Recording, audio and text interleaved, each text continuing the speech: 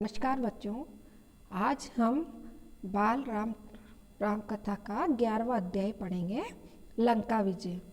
इससे पहले हमने लंका में हनुमान अध्याय में पढ़ा था कि किस तरह से हनुमान ने लंका जाकर सीता माता का पता लगाया और लंका में उत्पात मचाया। उसके आगे और उन्होंने यहाँ आकर भगवान श्री राम को बताया कि सीता माता किस कष्ट में है और लंका में है।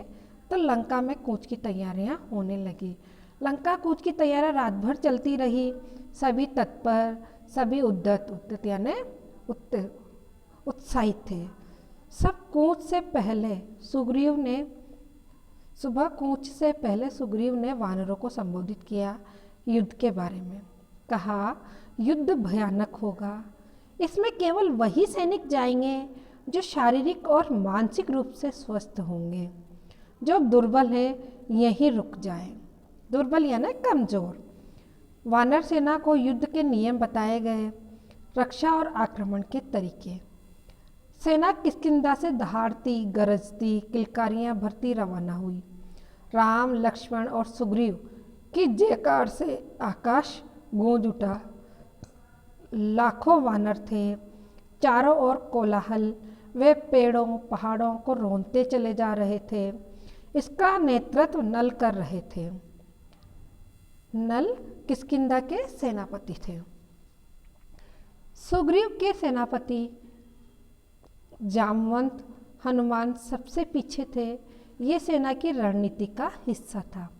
दिन रात चलकर सेना ने महेंद्र पर्वत पर डेरा डाला। वही पर्वत जहाँ से हनुमान ने छलांग लगाई थी। समुद्र निकट ही था। पर्वत पर सेना का ध्वज लगाया गया। तंबू लगाए पताकाएं हवा में लहरा रही थी। उधर लंका में खलबली मची हुई थी। राक्षसों में बेचैनी थी। उनके मन में डर बैठ गया था राम की शक्ति को लेकर।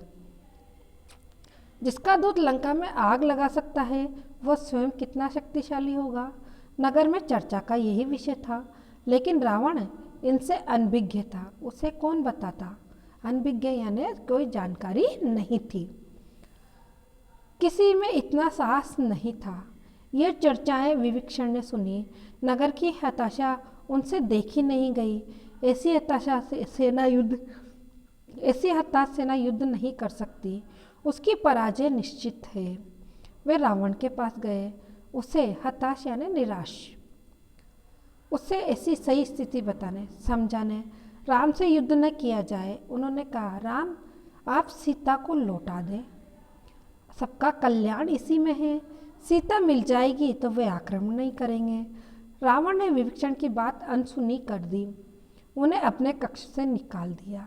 क्रोध में वह स्वयं भी उठकर चल पड़ा सभा कक्ष की ओर। उसे राम का समुद्र तट पहुंचने का समाचार मिल चुका था। सैनिकों ने राम की सेना की पताकाएं दूर से देख ली थी। विभीषण सेना के पीछे चलते रहे, बोलते रहे, सीता आपके गले में बंधा सांप है, वो आपको डस लेगा। इसे छोटी बात मत समझिए लंकाधिराज यानी लंका के राजा। ये संकेत महाविनाश के हैं। मैं अब भी कहता हूँ, सीता को लौटा दीजिए, लंका बच जाएगी। तुम मेरे भाई नहीं शत्रु हो। मेरे शत्रु के शुभचिंतक हो। शुभचिंतक यानी अच्छा सोचने वाला। रावण का क्रोध भड़क उठा। निकल जाओ यहाँ से, मुझे तुम्हारा साथ नहीं चाहिए। रावण सभागार की ओर मुड़ गया। विभीषण पीछे। दोनों के रास्ते अलग अलग हो गए। विभीषण उसी रात लंका से निकल गए 4 सहायकों के साथ। उन्होंने राम के पास जाना ठीक समझा। समुद्र पार कर राम के शिविर में अचानक खलबली मच गई। एक वानर चिल्लाकर सबको सावधान कर रहा था, हमारे शिविर में राक्षस आ गए हैं। विभीषण कुछ दूर खड़े थे। वानरों ने उन्हें सुग्रीव के सामने पेश किया। वानर यानी वानरों का राजा। मैं लंका के राजा रावण का छोटा भाई हूँ। मैं राम की शरण में आया हूँ। आप मुझे उनके पास पहुँचा दें। विभीषण के चेहरे पर डर नहीं था, विश्वास था। शब्दों में षड्यंत्र नहीं था, कातरता थी, यानी दयालु।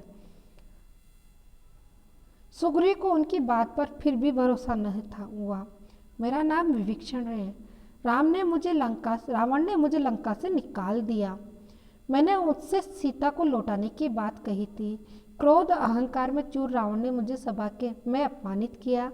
मैं प्राण बचाकर आया हूँ। एक बार राम से मिलवा दें, मैं उनसे कुछ कहना चाहता हूँ। सुग्रीव राम के पास गए। मन में शंका अब भी थी। अंगद भी उसे संदेह की दृष्टि से देख रहे थे। राम ने बात सुनी और कहा, हमें विभीषण को स्वीकार करना चाहिए। मैं शरण में आए व्यक्ति को कभी निराश नहीं करता, यह मेरी नीति है। विभीषण को आदर से अंदर लाइए। विभीषण राम के पास पहुँचे। राम ने उनका सत्कार किया, लंका का समाचार पूछा। जल्दी ही विभीषण राम के विश्वास पात्र बन गए। उन्होंने लंका की बहुत सारी जानकारी राम को दी। रावण और उसके योद्धाओं की शक्ति के बारे में बताया। कहा, रावण पर विजय प्राप्त करने के लिए बल और बुद्धि दोनों की आवश्यकता है। विभीषण, तुम चिंता मत करो, राक्षस मारे जाएंगे, लंका की राजगद्दी तुम्हारी होगी, भविष्य तुम्हारा है, राम ने कहा। राम की सेना के सामने एक बड़ी चुनौती थी, समुद्र उसे कैसे पार करे। राम ने समुद्र से विनती की। 3 दिन बैठे रहे कि समुद्र रास्ता दे दे, वह नहीं माना तो राम को क्रोध आ गया। राम का क्रोध देखते हुए समुद्र ने उन्हें सलाह दी, आपकी सेना में नल नाम का एक वानर है, वह पुल बना सकता है, उससे वानर सेना पार उतर जाएगी। नल ने अगले दिन काम प्रारंभ कर दिया। पुल बनने लगा। वानर कंकड़ पत्थर शिलाएं लाते रहे। नल पुल बनाते रहे। 5 दिन में पुल तैयार हो गया। समुद्र को 2 टुकड़ों में बांटता हुआ, उसका घमंड चूर करता हुआ। सबसे पहले विभीषण पुल से उस पार गए, पीछे पीछे वानर सेना का अगला शिविर दूसरे तट पर बना। असंभव यानी जो कार्य नहीं हो पाता। रावण क्रोध से चीख उठा, समुद्र पर पुल कैसे बन सकता है। इस समाचार से रावण को विस्मय हुआ। विस्मय यानी आश्चर्य हो, भय भी, लेकिन उसने जो मन में ठान लिया था उससे डिगा नहीं। उसने आदेश दिया, सेना तैयार की जाए, युद्ध का समय आ पहुंचा है। अब दोनों सेनाएं समुद्र में एक ही ओर थी। उनका आमना सामना होना शेष था। आक्रमण की तैयारी थी, रणनीति बन चुकी थी। पहले आक्रमण की योजनाओं को अंतिम रूप दिया जा रहा था। राम ने अपनी सेनाओं को 4 भागों में विभक्त कर दिया था। लंका के 4 द्वार थे, जो तरफा आक्रमण होना था। हर टुकड़ी को एक द्वार सौंपा गया। राम ने पर्वत शिखर पर चढ़कर स्वयं लंका का निरीक्षण किया। लंका के वैभव से वे भी चकित थे। उन्होंने लक्ष्मण को बताया। सूर्योदय होते ही राम ने आदेश दिया, लंका को चारों ओर से घेर लिया जाए। वानर सेना कर जय जयकार करती चल पड़ी। इस बीच राम ने अंगद को बुलाया और कहा, तुम लंका जाओ मेरे दूत बनकर, सुलह का अंतिम प्रयास करो ताकि युद्ध टल जाए। रावण से कहो कि सीता को लौटा दे, अन्यथा उसका अंत होगा। अंगद ने ऐसा ही किया, पर रावण नहीं माना। राम का संदेश सुनकर रावण क्रोधित हुआ। कुछ राक्षसों ने उन पर आक्रमण किया। अंगद वहां से बचकर राम के पास पहुंचे। कहा, रावण को कोई पश्चाताप नहीं है, वह हमारे साथ सुलह के लिए तैयार नहीं है, युद्ध चाहता है। अब युद्ध की ही एकमात्र विकल्प है, यानी साधन है। वानर युद्ध के लिए तैयार थे, राम के आदेश की प्रतीक्षा में थे। आदेश मिलते ही उन्होंने लंका पर चढ़ाई कर दी। उधर रावण के आदेश पर उसकी सेना निकल पड़ी। राक्षस उतावले थे, चित्कार कर रहे थे, यानी चिल्ला रहे थे। रावण के जय को से लगा कि आसमान फट जाएगा। वे दौड़े और वानर सेना पर टूट पड़े। भयानक युद्ध हुआ। हर ओर दहला देने वाला शोर, हाथियों की चिंगाड़, घोड़ों की हिनहिनाहट, रथों की सरसराहट, कोलाहल। रथ हवा से बातें कर रहे थे, तलवारें खिंच गई थी, बाणों से आसमान भर गया था, भाले उड़ रहे थे। दोनों ओर के कई वीर मारे गए। रावण के अनेक पराक्रमी राक्षस ढेर हो गए। धरती लाल हो गई थी। शत विशत शव बिखरे थे। कराहते घायलों को की ओर किसी का ध्यान नहीं था। शाम होने को थी। मेघनाद ने राक्षस सेना को पीछे हटते देखा। उसने अपने सैनिकों को ललकारा, आगे बढ़ो, हम विजय के करीब हैं। मेघनाद ने सेना का नेतृत्व संभाला। राक्षस उत्साह से आगे बढ़े। मेघनाद की दृष्टि राम लक्ष्मण पर थी। वह छिपकर युद्ध करता था, मायावी था, यानी माया का निर्माण करने वाला। किसी को दिखाई नहीं पड़ता था। उसके बाण राम और लक्ष्मण को लगे, दोनों वहीं मूर्छित होकर गिर पड़े। मेघनाद ने समझा काम हो गया। उसने दोनों भाइयों को मृत समझ लिया, मृत यानी मरा हुआ। मैदान छोड़कर महल की ओर दौड़ा, रावण को इसकी सूचना देने। रण क्षेत्र में वानर राम लक्ष्मण के पास एकत्र हो गए। वे चिंतित थे, अशुभ की आशंका से। विभीषण ने दोनों का उपचार किया। उनकी मूर्छा टूटी, मूर्छा यानी बेहोशी। वे खड़े हुए तो वानर दल हर्ष ध्वनि करने लगा। अगले दिन युद्ध के लिए तैयार। रावण की सेना के महाबली एक एक कर मारे जा रहे थे। धूम्राक्ष मारा गया, ब्रजद्रष्ट धरती पर गिर पड़ा, अकंपन कुचल कर मर गया, प्रहस्त को नील ने ध्वस्त कर दिया। रावण को इसकी सूचनाएं मिलती रही। वो घबरा गया।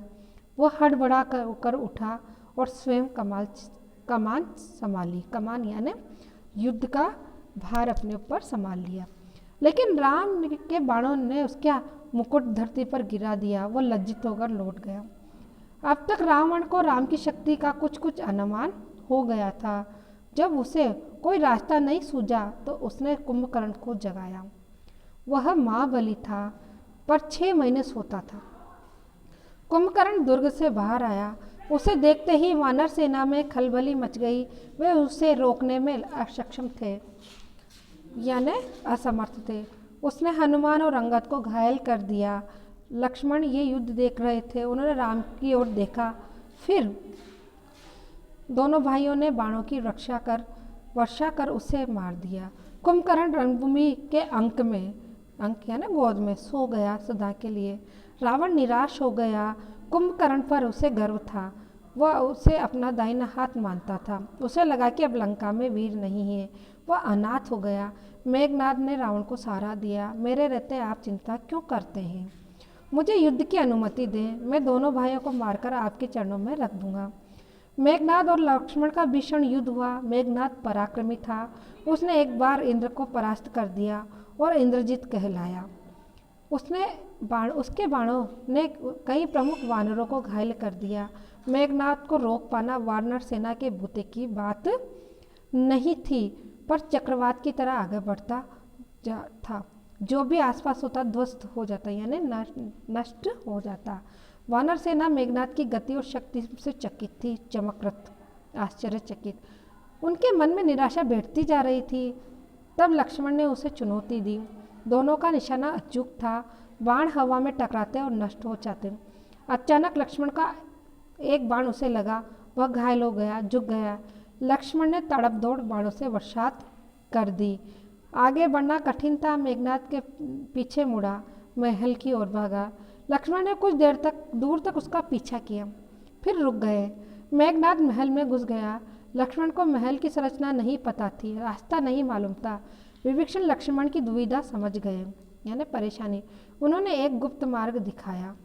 शेष काम आसान था। मेघनाद महल में ही मारा गया। अपने ज्येष्ठ पुत्र की मृत्यु से रावण एकदम टूट गया, विलाप करने लगा, मूर्छित हो गया। होश आया तो उसकी दशा पागलों जैसी थी। क्रोध से बिलाता हुआ। लंका अनाथ हो गई। अब उसका कोई सहारा नहीं। अब मैं स्वयं रण क्षेत्र में जाऊंगा। लक्ष्मण के साथ वानर सेना भी महल में प्रवेश कर गई थी। उनके हाथों में जलती हुई मशालें थी। वानरों ने लंका में जहाँ तहाँ आग लगा दी। अन्न भंडार फूंक दिए, शस्त्रागार जला दिए। मारकाट मच गई। जो भी सामने पड़ा मारा गया। कंपन, प्रजंग, युपाक्ष, कुंभ मारे गए। हनुमान ने निष्कुंभ, देवांतक और त्रिशिरा को मौत की नींद सुला दिया। अंगद ने नरांतक का काम तमाम कर दिया। लक्ष्मण ने अतिकाय का सिर काट डाला। राक्षस सेना भाग खड़ी हुई। रावण के पास अब कोई विकल्प नहीं था। युद्धनाद हुआ। अकेला बचा रावण युद्ध के लिए निकला, फुफकारते हुए। फन कुचले सांप की तरह वह जिधर मुड़ता भगदड़ मच जाती। वानरों को भागते देखकर लक्ष्मण आगे आए, धनुष बाण लिए रावण के सामने अभेद्य दीवार की तरह खड़े हो गए। थोड़ी देर में विभीषण वहां पहुंच गए। उसके बाद राम उनके सामने रावण की एक न चली। विभीषण को राम की सेना में देखकर रावण उबड़ पड़ा। उसके लिए देशद्रोह था, छोटे भाई का विश्वासघात। उसने विभीषण पर निशाना लगाया। लक्ष्मण ने वो बाण बीच में ही काट दिया। उसने दूसरा घातक बाण चलाया। इस बार लक्ष्मण बीच में आ गए। उन्होंने विभीषण को अपने पीछे छिपा लिया। बाण लगते ही लक्ष्मण अचेत हो गए, गिर पड़े। राम ने ये देखा, उनकी आंखें क्रोध से लाल हो गई, यानी गुस्सा आ गया। आगे आग बरसने लगी। उन्होंने लक्ष्मण को सुग्रीव की निगरानी में छोड़ा और रावण को चुनौती दी। कहा, रावण, काल तुझे मेरे सामने ले आया है। आज अन्याय पर न्याय की विजय होगी, तेरा अंत निश्चित है। उधर हनुमान लक्ष्मण को उठाकर रण क्षेत्र से दूर ले गए। वे सुषेण को बुलाया। हनुमान संजीवनी बूटी लाए। चिकित्सा शुरू हुई। धीरे धीरे रक्त का रिसाव बंद हो गया, घाव भर गया। संजीवनी का प्रभाव चमत्कारी था। सुग्रीव ने लक्ष्मण के स्वस्थ होने की सूचना राम तक पहुंचाई। वह सिंह की भांति राम पर टूट पड़े। राम रावण युद्ध भयानक था। शस्त्रों की गति में कपा देने वाली ध्वनियां निकल रही थी। हवा थम गई थी। सूरज बादलों के पीछे छिप गया था। शस्त्रों की चमक बिजली की तरह कौंध रही थी। गड़गड़ाहट थी, थर्रा देने वाली। दोनों योद्धा अपनी पूरी शक्ति से लड़ रहे थे। कोई एक रत्ती भी पीछे खिसकने को तैयार नहीं। कुछ ही देर लगा कि युद्ध समाप्त होने को है। दोनों पक्ष के योद्धा हाथ बांध कर खड़े हो गए। छोटे छोटे युद्ध थम गए। सबकी नजरें राम और रावण पर थी। सबकी आंखें फटी रहना यानी आश्चर्यचकित होना। पलकें झुकना भूल गई। उन्हें ऐसा युद्ध पहले कभी नहीं देखा था। लेकिन महासंग्राम समाप्त नहीं हुआ था। रावण का एक बाण राम को लगा। उनके रथ की ध्वजा कटकर गिर पड़ी। राम ने प्रहार किया। बाण रावण के मस्तिष्क पर लगा। रक्त की धारा बह निकली। बीच में युद्ध के कुछ पल के लिए रुका। रावण अपने महल में चला गया घोड़े और रथ बदलने। राम को इसकी आवश्यकता नहीं पड़ी। युद्ध फिर शुरू हुआ। अब उनके रथ एक दूसरे के सामने थे। योद्धा आंखों में आंखें डालकर देख सकते थे। घोड़ों के मुंह मिल गए थे। राम के बाणों ने रावण के रथ का मुंह मोड़ दिया। ये पराजय का संकेत था। रावण हिम्मत हारने लगा। जब तक वह रथ घुमाता, राम का एक बाण उसके पार निकल गया। रथ मुड़ा, लेकिन रावण के हाथ से धनुष टूट गया। वह पृथ्वी पर गिर पड़ा, मारा गया। बची हुई राक्षस सेना हड़बड़ा गई, जान बचाकर भागी। उनका दिशा ज्ञान शून्य हो गया। जिसे जिधर अवसर मिला भागा। कुछ राक्षस वानर सेना की ओर दौड़ पड़े, कुछ भागते हुए समुद्र में जा गिरे। लंका विजय अभियान पूरा हुआ। राम की जयकार होने लगी। कुछ समय पूर्व का रण क्षेत्र एकदम बदल गया। शस्त्रों की टंकार की जगह किलकारियों ने ले ली। वानर सेना उछल कूद करने लगी। समुद्र में ठंडी हवा आ रही थी। शस्त्रों से उत्पन्न गर्मी वह अपने साथ बहा ले गई। कोलाहल तुमुलनाद में परिवर्तित हो गया। प्रसन्नता सर्वव्याप्त थी। रण क्षेत्र में व्यापक एक व्यक्ति दुखी था, शोक से व्याकुल, विलाप करता हुआ अपने भाई के मृत शरीर के पास खड़ा। राम ने विभीषण को समझाया, मित्र, शोक मत करो। रावण महान योद्धा था। उसकी अंत्येष्टि मानता के अनुरूप होनी चाहिए। मृत्यु सत्य है, उसे स्वीकार करो। राम ने एक एक वानर का आभार माना, सुग्रीव को गले लगा लिया।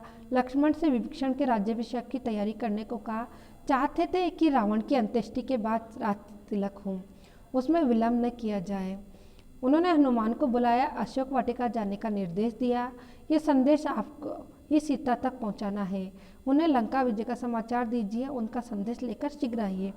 विभीषण ने अंत्येष्टि से लौटने तक उनके राज्य अभिषेक की तैयारी हो चुकी थी। लक्ष्मण राजमहल पहुंच गए थे। वानर स्वर्ण कलश में समुद्र का पानी ले आए।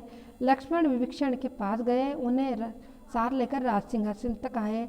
सोने से चमचमाता हुआ सिंहासन, रत्नों मणियों का जड़ित समुद्र जल से उन्होंने सभासदों के सामने विभीषण का अभिषेक किया। अब विभीषण लंका के राजा थे। इस बीच हनुमान अशोक वाटिका से लौट आए। राम के पास। उन्होंने कहा, माता सीता लंका विजय का समाचार सुनकर प्रसन्न हुई, वे आपसे मिलने के लिए अधीर हैं। तब तक विभीषण भी आ गए थे। राम उनकी ओर मुड़े, कहा, लंकापति, सीता अब भी आपकी अशोक वाटिका में है, उन्हें यहाँ लाने की व्यवस्था की जाए। वानर सेना चुहल कर रही थी, यानी प्रसन्न होकर अटकेलियाँ करने लगी थी। राम का निर्देश सुनकर उनकी उत्सुकता बढ़ गई। सुग्रीव, जामवंत और नलिनी भी उत्सुक थे। अंगद की प्रतीक्षा थी।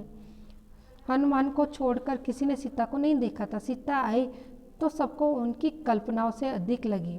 सुंदर, सौम्य, शांत। उस सुंदरता में 1 वर्ष बाद पति से मिलन की प्रसन्नता शामिल थी। कष्ट इतिहास हो गया था।